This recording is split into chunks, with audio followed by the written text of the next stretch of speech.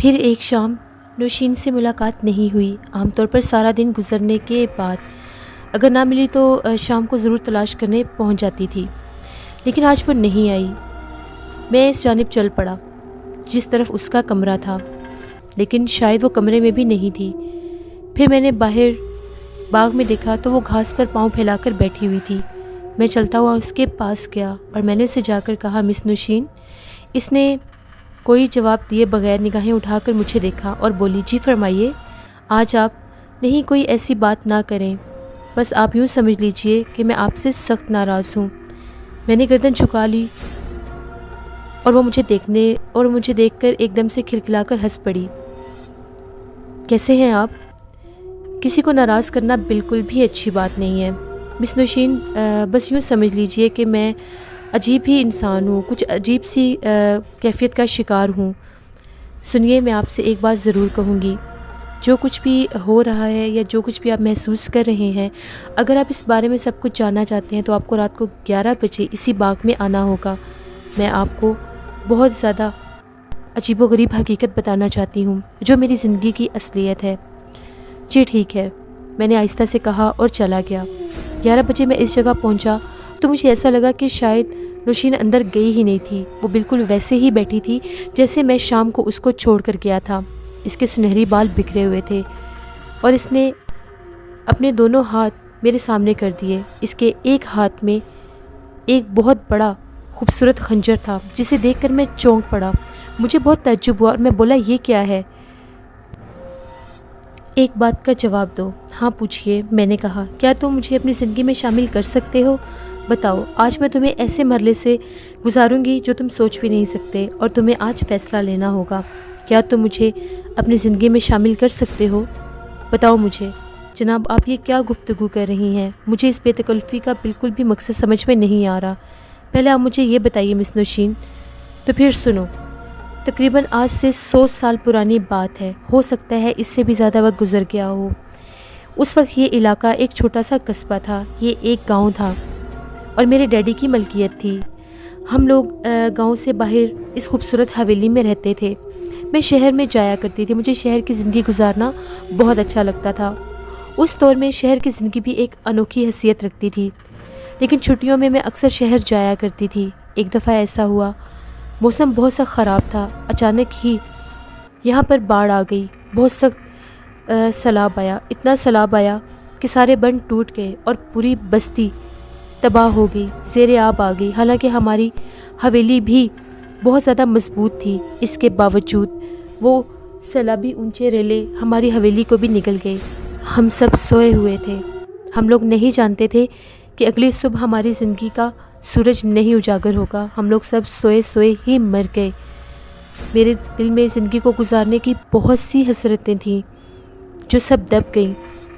ہم لوگ انہی کھنڈرات میں قید ہو کر رہ گئے۔ ہم لوگ انسان نہیں ہیں، ہم لوگ ان کھنڈرات کی روحیں ہیں۔ شاذل، غور سے دیکھو مجھے، میں انسان نہیں ہوں۔ ہم لوگ باہر کی دنیا سے الگ تھلگ ان کھنڈرات میں رہتے ہیں۔ تمہیں اندازہ ہو گیا ہوگا میں تم سے کیا کہنا چاہتی ہوں۔ تمہارے اور میرے درمیان صرف ایک فاصلہ ہے، وہ زندگی کا فاصلہ ہے۔ تم اپنی زندگی ختم کر دو شاذل، تم میرے لیے مر جاؤ۔ اگر تم مر جاؤ گے تو تم اور میں بالکل ایک ساتھ ہو جائیں گے، پھر ہمیں کوئی بھی جدا نہیں کر سکے گا۔ شاذل، میں تمہیں بہت پسند کرتی ہوں، کیا تم میرے لیے مر سکتے ہو؟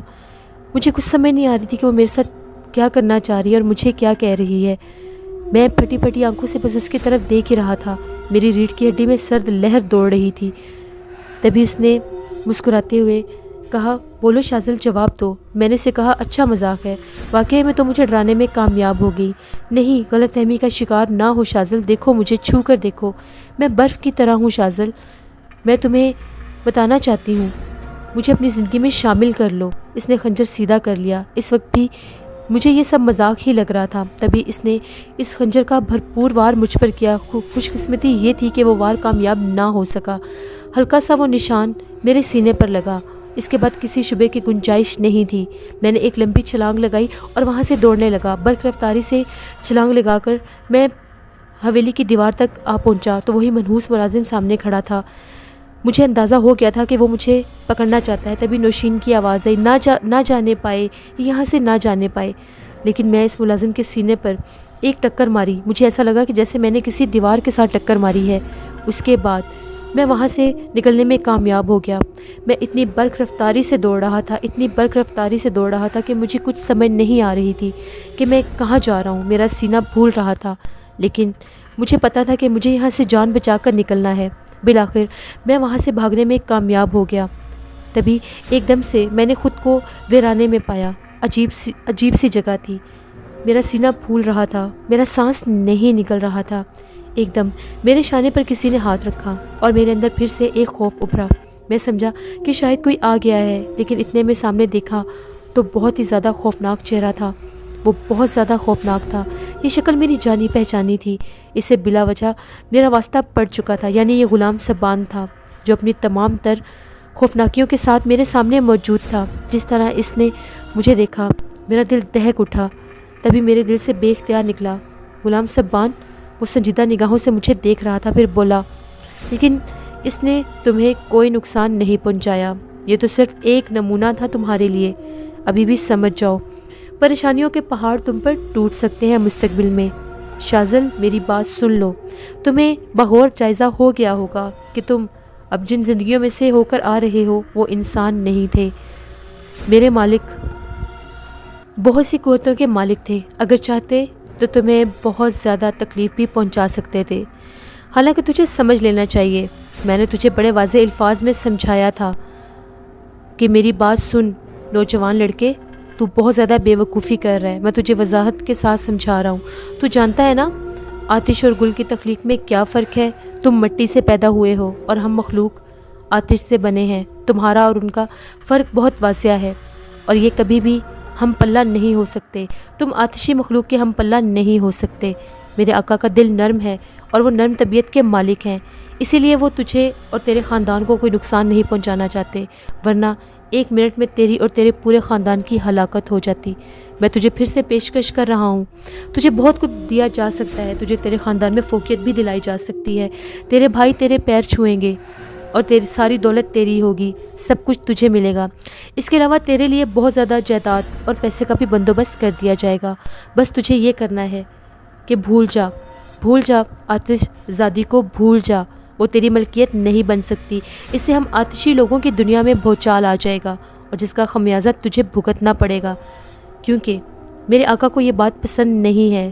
تیری وجہ سے اس لڑکی کو بھی تکلیف پہنچائی جا رہی ہے، تیری وجہ سے اس کے باپ نے اس کو کبھی محبت کی نگاہ سے دیکھا بھی نہیں ہے۔ میں مانتا ہوں تم ٹھیک کہتے ہو سبان، لیکن مجھے ایک بات کا جواب دو، دلوں میں پروان چڑھنے والی محبت کیا آتشی قوتیں ختم کر سکتی ہیں؟ اگر تم ایسا کر سکتے ہو تو اپنی آتشی قوتوں کا استعمال کرو، جاؤ اور اپنے مالک کو بھی یہ بات کہہ دو کہ اگر ان کے پاس اتنی قوت ہے تو شعاع کے دل سے میری محبت ختم کر دیں۔ میں ان کو کچھ بھی نہیں کہوں گا، اگر تم لوگ کامیاب ہو گئے تو شعاع مجھ سے دور ہو جائے گی۔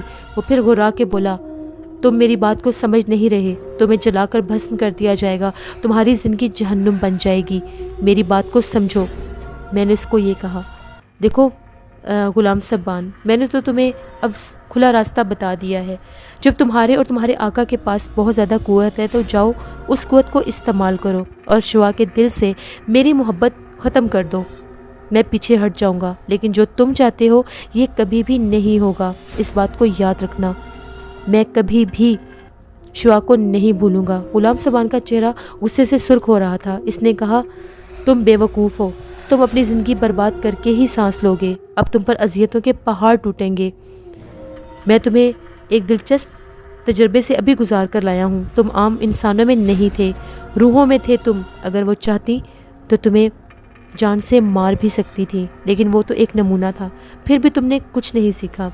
غلام سبان، میں تمہاری دھمکیوں سے نہیں ڈرتا، تمہیں جو کرنا ہے جا کر کرو، اگر شعاع کے دل سے میری محبت ختم کر سکتے ہو تو کر دو۔ غلام سبان کے چہرے پر بے بسی کے آثار تھے، تبھی ایک دم سے وہ میری آنکھوں سے اوجھل ہو گیا۔ غلام سبان کی آواز گونج رہی تھی، بد نصیب ہے تو، بد نصیب۔ اچانک ہی اس نے اپنے دونوں ہاتھ فضا میں بلند کیے اور وہ بالکل آسمان کے اوپر بجلی کی طرح غائب ہو گیا۔ اسی کے ساتھ ہی بادلوں کی گرج سنائی دی۔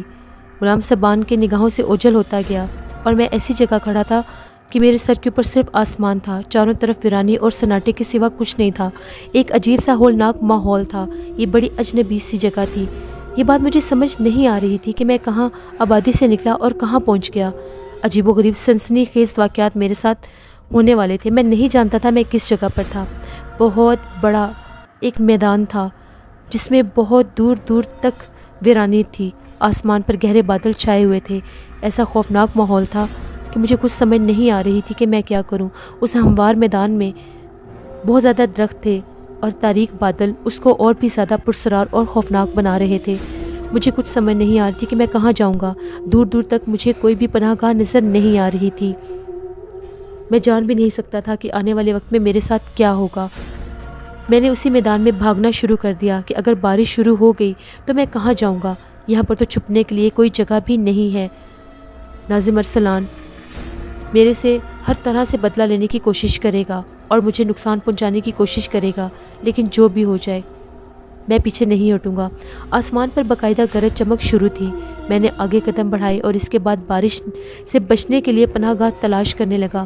میرا رخ سامنے ایک ٹیلے کی جانب ہوا۔ میرا خیال تھا کہ شاید ٹیلے کے دامن میں مجھے کوئی جگہ مل جائے۔ تبھی میں نے بھاگنا شروع کر دیا۔ 2 سے 3 بار مجھے ٹھوکر بھی لگی اور میں گرا، لیکن پھر بھی خود کو سنبھال لیا، یہاں تک کہ میں ٹیلے کے قریب پہنچ گیا۔ میں نے کافی زیادہ فاصلہ طے کر لیا تھا۔ تبھی بارش کی پہلی بوند نے زمین کو چھوا اور اس کے ساتھ ہی بارش برسنا شروع ہو گئی۔ جیسے میں ٹیلے کے دامن میں پہنچا تو میری خوش قسمتی تھی وہ ایک ٹیلہ نہیں، بہت بڑا پہاڑ تھا۔ میں نے اس پہاڑ کے نیچے پناہ لینے کی کوشش کی تو اللہ نے میری سن لی۔ وہاں پر اس طرح سے پہاڑی پتھر ملے ہوئے تھے جیسے کوئی چھت بنا ہوا ہے۔ میں ان کے نیچے کھڑا ہو گیا۔ بہت تیز بارش تھی، اتنی تیز بارش تھی کہ وہ میرے جسم کو سنسار کرنا چاہ رہی تھی۔ بارش کی بوندیں پتھروں پر پڑ کر میرے جسم تک آ رہی تھیں۔ میں پوری طرح بارش میں بھیگ چکا تھا۔ آسمان پر بدستور بجلی چمک رہی تھی۔ جیسے بجلی چمکتی تھی مجھے چٹانوں کے پاس ایک سیاہ سا دھبا نظر آتا تھا۔ پھر ایک دم بجلی چمکی اور پورا آسمان روشن ہو گیا۔ میں نے دیکھا تو غار میں ایک بہت بڑا سوراخ تھا۔ عموماً ایسی بڑے پہاڑی چٹانوں پر بہت بڑے بڑے غار بھی ہوتے ہیں۔ بارش اتنی شدید تھی کہ میں تھر تھر کانپ رہا تھا۔ میرے پاس کوئی ایکسٹرا لباس بھی نہیں تھا، میرے سارے کپڑے بھیگ چکے تھے اور شدید سردی کا موسم تھا۔ میں تھر تھر کانپتا ہوا ان گرجتے بادلوں اور چمکتی بجلی میں اس دہانے تک پہنچا تو وہ ایک بہت بڑا غار کا منہ لگ رہا تھا۔ جیسے میں اس کے اندر گیا ایک دم سے میرے جسم کو سکون محسوس ہوا۔ وہ باہر کی جگہ کی نسبت اندر کی جگہ بہت زیادہ سکون دہ تھی۔ میں بہت زیادہ سکون محسوس کر رہا تھا ورنہ میرا جسم سردی سے سرد ہو رہا تھا۔ میری قمیض بری طرح سے بھیگی ہوئی تھی۔ میں نے قمیض اتاری اور اس کو نچوڑ کر دوبارہ پہن لیا۔ پوری غار میں بہت زیادہ اندھیرا تھا۔ ہو سکتا ہے یہاں پر بہت سے سانپ اور بچھوؤں کے بل بھی ہوں، ان سے بھی مجھے بہت زیادہ ڈر لگ رہا تھا، لیکن جو بھی تھا اب جو بھی ہو وہ میری قسمت تھا۔ میں بہت زیادہ تھر تھر کانپ رہا تھا، لیکن کچھ ہی دیر کے بعد میرے جسم کو سکون محسوس ہونے لگ گیا۔ باہر بدستور بجلی چمک رہی تھی اور اس کی روشنی میں غار کے دہانے پر دیکھ سکتا تھا۔ ایک دم سے میری پلکیں بوجھل ہونے لگ گئیں، ایسا لگ رہا تھا کہ مجھے نیند آ رہی ہے۔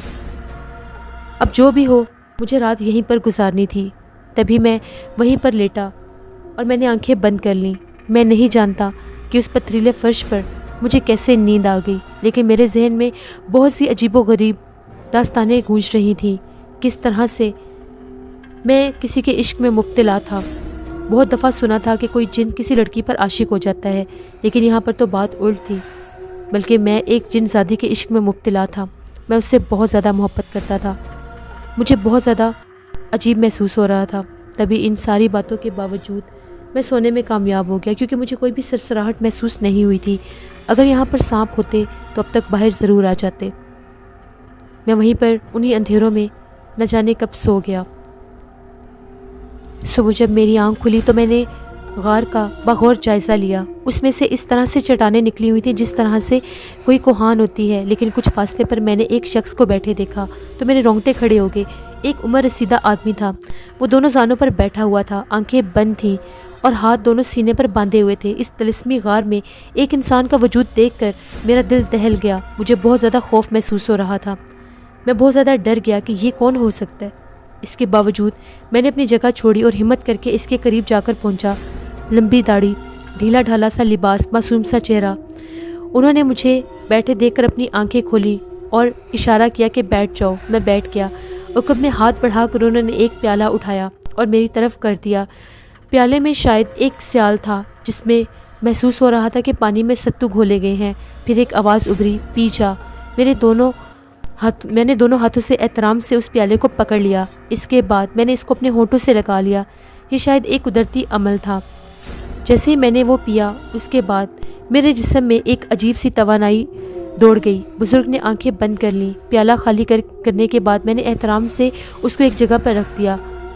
آستینوں سے ہونٹ خشک کر کے آہستہ سے بولا، آپ کا دیا ہوا یہ تحفہ میں نے قبول کر لیا ہے۔ یہ میرے لیے بہت زیادہ قیمتی ہے۔ میں رہنمائی چاہتا ہوں۔ آپ کو علم ہے کہ میرے ساتھ ناانصافیوں کے انبار ہیں۔ مجھے بچپن سے ہی دکھ ملے ہیں۔ میرے بھائیوں نے مجھے دھوکہ دیا ہے۔ اس دنیا میں مجھے دھوکے کے سوا کچھ بھی نہیں ملا۔ بچپن سے آج تک میں نے صرف اور صرف تکلیفیں ہی اٹھائی ہیں۔ ایک باپ تھا جو مجھ سے بہت محبت کرتا تھا، لیکن تقدیر نے وہ بھی مجھ سے چھین لیا۔ آپ میری باتیں سمجھ رہے ہیں نا؟ اور اب میں ایک جن زادی کے عشق میں مبتلا ہوں۔ اس کو بھی میرے سے چھین لینے کے لیے مجھے عذاب دینا شروع کر دیے ہیں۔ تبھی ایک دم سے انہوں نے اپنی آنکھیں کھولیں اور پھر بولے، پہلے مجھے دیکھتے رہے اور پھر کہنے لگے، سفر وسیلہ ظفر ہوتا ہے۔ منزل کو پانے کے لیے راستہ طے کرنا ہوتا ہے۔ راستوں پر گہرے گڑھے بھی آتے ہیں، کالی دلدلیں بھی آتی ہیں، لیکن چوڑی سڑکیں بھی آتی ہیں۔ تم نے اپنی مرضی سے راستہ اختیار کرنا ہے۔ اللہ نے تمہیں ہمت دی ہے، اللہ نے تمہیں دماغ دیا ہے۔ سوچ سمجھ کر فیصلہ کرو اور قدم اٹھاتے رہو۔ اور ایک اور بات سنو، دوبارہ اس غار کی طرف مت آنا، یہاں سے چلے جاؤ، سیدھا راستہ اختیار کرو، اپنی منزل کو پہنچ جاؤ گے۔ جاؤ، یہاں سے چلے جاؤ۔ تبھی وہ بات کہہ کر فوراً سے وہاں سے اٹھے اور غار کے دہانے کے راستے سے باہر جانے لگے، جس راستے سے میں اندر آیا تھا۔ میں ان سے کچھ پوچھنا چاہتا تھا، لیکن شاید یہ وقت معقول نہیں تھا کہ میں ان سے کچھ پوچھ سکوں۔ مجھے یہ مناسب نہیں لگا کہ میں انہیں روک سکوں، لیکن ان کی یہ بات میرے کانوں میں گونج رہی تھی۔ سفر وسیلہ ظفر ہوتا ہے، مجھے سفر کرنا چاہیے، اور سفر کے لیے مجھے وہ راستہ بھی بتا رہے تھے۔ کچھ سمے تک میں ان کو دیکھتا رہا۔ اس کے بعد میں بھی وہاں سے اٹھ کر باہر جانے لگا۔ میرے جسم میں پوری طرح سے توانائی تھی، مجھ میں ایک ہمت تھی۔ تبھی میں نے وہاں سے باہر نکلنا شروع کر دیا۔ غار کافی زیادہ طویل تھا اور وہ راستہ ایک سرنگ کی مانند تھا۔ تبھی میں نے جیسے کیسے کر کے اس راستے سے خود کو باہر نکالا۔ پیچھے پلٹ کر دیکھا تو غار بالکل تاریکی میں ڈوب چکا تھا، لیکن باہر کی روشنی بہت ہی زیادہ خوبصورت تھی۔ باہر کی جگہ بہت زیادہ انوکھی تھی۔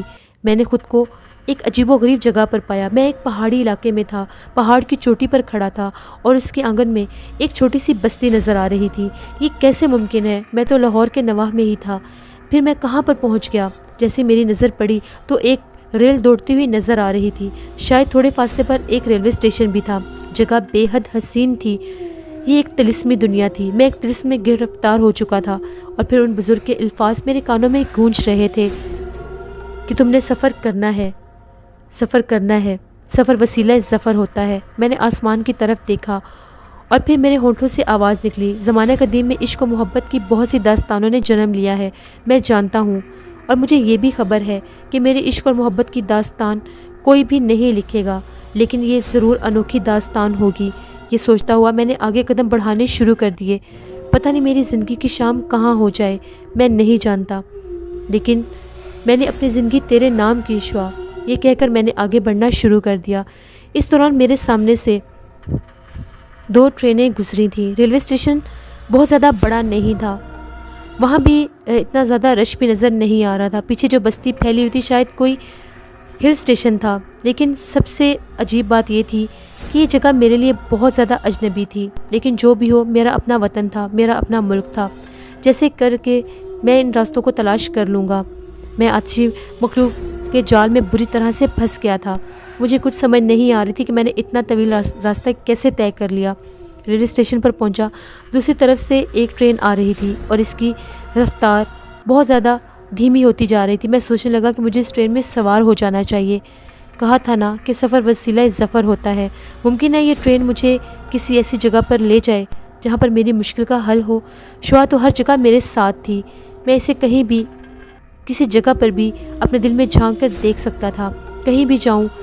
آخر کار میں اس ٹرین میں میرے سامنے آ کر وہ ٹرین کھڑی ہوگی، اور اسی طرح سے طرح طرح کی آوازیں بڑھنے لگیں اور کمپارٹمنٹ بالکل میرے سامنے گزر رہے تھے۔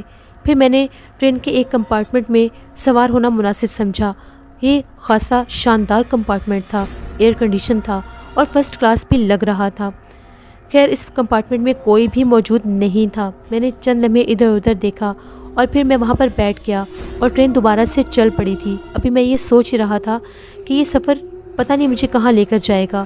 اسی وقت باتھ روم سے ایک عمر رسیدہ شخص نمودار ہوا۔ اس کے چہرے پر کرب کے آثار نظر آ رہے تھے، حلق سے کراہٹیں نکل رہی تھیں۔ میں چونک کر اسے دیکھنے لگا۔ وہ شخص کسی شدید تکلیف میں مبتلا تھا۔ میں نے اسے دیکھ کر اٹھا اور کہا کہ آئیے یہاں پر بیٹھ جائیے، آپ کو کیا ہوا ہے مجھے بتائیے۔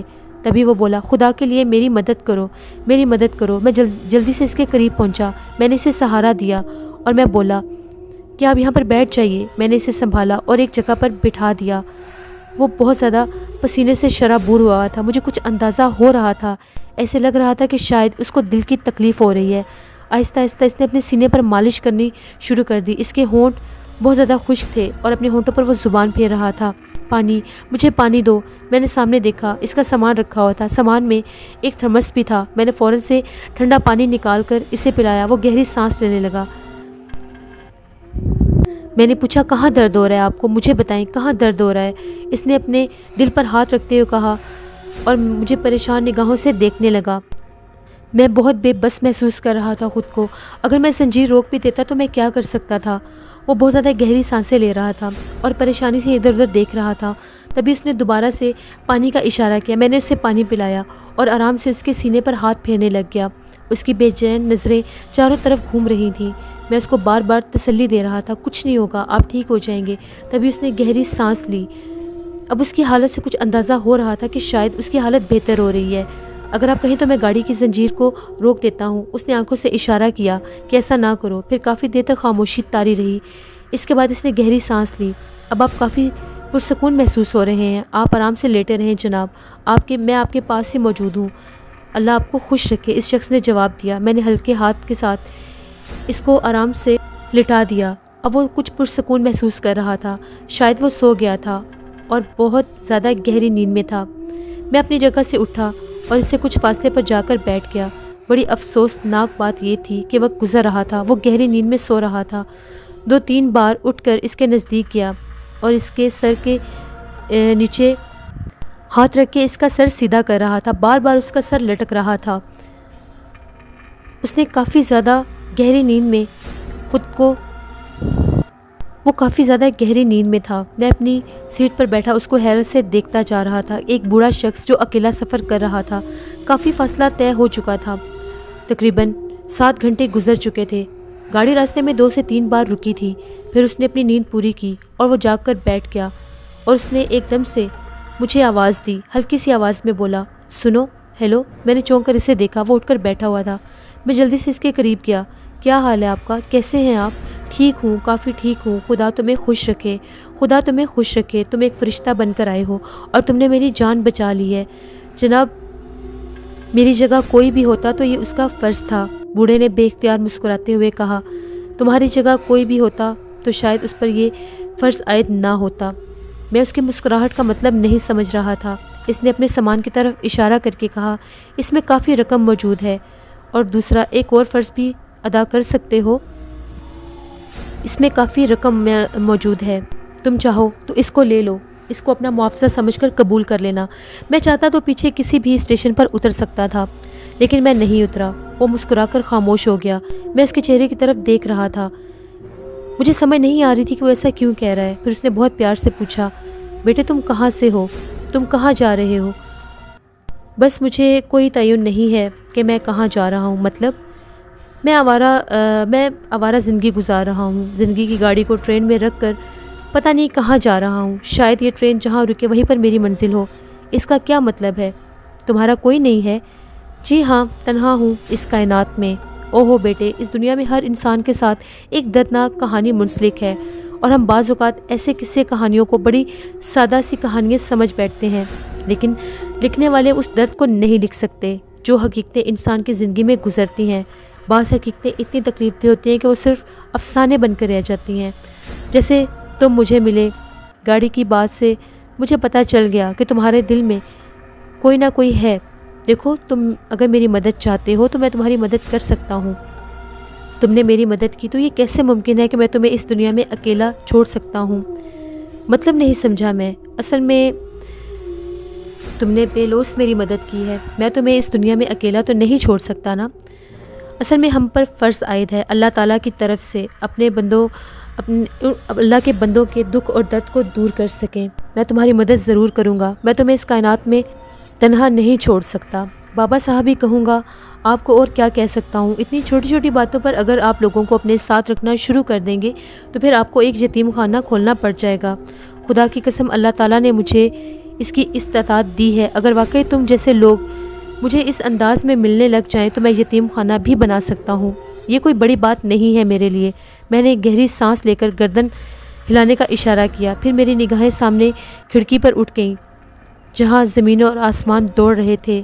اب تک اس شخص سے میرا مکمل تعارف نہیں ہوا تھا، بس یہ رسمی اور جذباتی باتیں ہی ہوئی تھیں۔ سوال یہ پیدا ہوتا تھا کہ مجھ جیسا شخص جسے ابھی تک دنیا سے کچھ حاصل نہیں ہوا، اس طرح دنیا کے دکھ میں جس کی قسمت میں لکھ دیے گئے ہیں، اگر سہارا تلاش کرے بھی تو کس کا سہارا تلاش کرے؟ بے شک میں اس دنیا میں بے سہارا تھا، میرے پاس صرف شعا تھی، وہی میری زندگی کا ایک مقصد تھا۔ وہ میری زندگی میں ایک روح کی مانند تھی، اگر روح کو چھوڑ دیا جائے تو زندگی ختم ہو جاتی ہے، اس لیے میں شعا کو کبھی چھوڑنے کا تصور بھی نہیں کر سکتا تھا۔ اس شخص نے جو مجھے پیشکش کی، بے شک وہ قدرت کی طرف سے کوئی اشارہ تھا، لیکن مجھے کچھ سمجھ نہیں آ رہی تھی کہ زندگی میرے سے کیا چاہتی ہے۔ بابا صاحب نے کہا، تم نے میرا نام نہیں پوچھا۔ اچھا، اپنا نام بتائیے۔ اتنے بڑے احسان کرنے کے بعد اور اتنی ساری باتیں کرنے کے باوجود ہم دونوں نے ایک دوسرے کے نام نہیں پوچھے تھے۔ خیر، میرا نام امتیاز علی ہے۔ ایک چھوٹا سا ہل اسٹیشن ہے جسے ہم زمان گڑھی کہتے ہیں۔ زمان گڑھی میں ہمارا عارضی رہائش ہے۔ میرے بچے کاروبار کرتے ہیں۔ سب سے بڑا بیٹا انگلینڈ میں ہے، دوسرا بیٹا جس کا نام ناصر علی ہے میرے ساتھ ہی رہتا ہے، باقی بچے آتے جاتے رہتے ہیں۔ بہرحال ہم زمان گڑھی میں چل رہے تھے اور میرا خیال تھا کہ وہ زیادہ دور نہیں تھا۔ تم نے اپنا نام نہیں بتایا۔ میرا نام شازل ہے۔ میں نے کہا، چلو ٹھیک ہے، میرا خیال ہے تم اس سے زیادہ کچھ نہیں بتانا چاہو گے۔ ہاں جی، بالکل ٹھیک ہے، تیاریاں کر لو۔ کیا سمجھے؟ تم چاہو تو میرے ساتھ آ سکتے ہو، امتیاز علی صاحب نے مجھے یہ کہا۔ مجھے سمجھ نہیں آئی کہ میں ان کو کیا جواب دوں۔ اصل میں میری طبیعت اکثر ایسے ہی خراب ہو جاتی، کئی بار ڈاکٹر سے چیک بھی کروایا ہے۔ ڈاکٹر کہتے ہیں کہ مجھے دل کی کوئی بیماری نہیں ہے، لیکن میں دوائیاں لینے کا چور ہوں۔ اتنے میں اسٹیشن آ گیا۔ باتوں کی گڑگڑاہٹ بھی پس منظر پر تھی، اونچے اونچے پہاڑ نظر آ رہے تھے۔ زمان گڑھی کے بارے میں مجھے کچھ بھی معلوم نہیں تھا۔ ٹرین رک گئی اور میں امتیاز صاحب کے ساتھ دروازے پر آ گیا۔ اس وقت میں نے کچھ افراد کو ٹرین کی جانب دوڑتے ہوئے دیکھا تھا، ان میں سے ایک خوبصورت سا نوجوان بھی تھا، شاید اس کی عمر تقریباً 40 سال تھی۔ جیسے ہی وہ وہاں پر آیا، امتیاز علی صاحب کو نیچے اترتے دیکھا اور پھر میری طرف رک کر کے کہا، شازل تم وہاں کیوں کھڑے ہو؟ میں جھنجھلا گیا۔ انہوں نے میرا ہاتھ پکڑ لیا، 40-42 سالہ شخص کی طرف رک کر کے کہا، ناصر میاں، یہ ہمارا ایک اور بیٹا ہے، تفصیل بعد میں بتاؤں گا، چلو شازل میرے ساتھ آؤ، اس کا نام شازل ہے۔ مجھے کچھ سمجھ نہیں آ رہی تھی، تبھی اس نے کہا، آئیے محترم چچا جان، آپ کو اس عمر میں ہم سے زیادہ بڑے معلوم نہیں ہوتے۔ خوبصورت سے نقوش کے مالک نوجوان نے آگے بڑھتے ہوئے کہا اور پھر بولا، اصل میں بزرگوں میں سب سے بڑی پریشانی یہ ہے کہ وہ بچوں کے ہر بتائی ہوئی بات کو صرف اور صرف ایک مسئلہ سمجھ لیتے ہیں اور اس کو نظر انداز کر دیتے ہیں۔ میرے والد صاحب بھی اور میرے دادا جان بھی میرے ساتھ ایسے ہی کیا کرتے تھے۔ میرا نام حسن ہے، لیکن افسوس کسی نے میرا تعارف نہیں کروایا۔ خیر، ان کی مرضی۔ ویسے آپ سے مل کر بہت زیادہ خوشی ہوئی۔ لسنرز، اب آپ لوگ آگے دیکھیں گے کہ شازل کی زندگی میں اور کون سے مرحلے آئیں گے، زمان گڑھی میں پہنچ کر قسمت اس سے اور کس طرح کا امتحان لے گی، اب آگے اس کی زندگی میں اس کو شعاع سے دور کرنے کے لیے کون کون سے مرحلوں سے گزرنا پڑے گا۔ یہ کہانی بہت ہی زیادہ پرسرار ہے، آپ لوگ اس کو ضرور سنیے، آپ لوگوں کو پسند آئے گی اور اپنا فیڈ بیک بھی مجھے دیتے رہیں۔ جن لوگوں نے ابھی تک میرے چینل کی سٹوریز کو وزٹ کیا ہے اور ابھی تک سبسکرائب نہیں کیا، میرے چینل کو ضرور سبسکرائب کریں اور اپنا فیڈ بیک بھی مجھے ضرور دیں۔ اس کے بعد بھی اس پر بہت زیادہ ڈرامے ناول میں شیئر کروں گی۔ اپنا بہت سا خیال رکھیے گا۔ Thank you for watching, stay blessed, اللہ نگہبان۔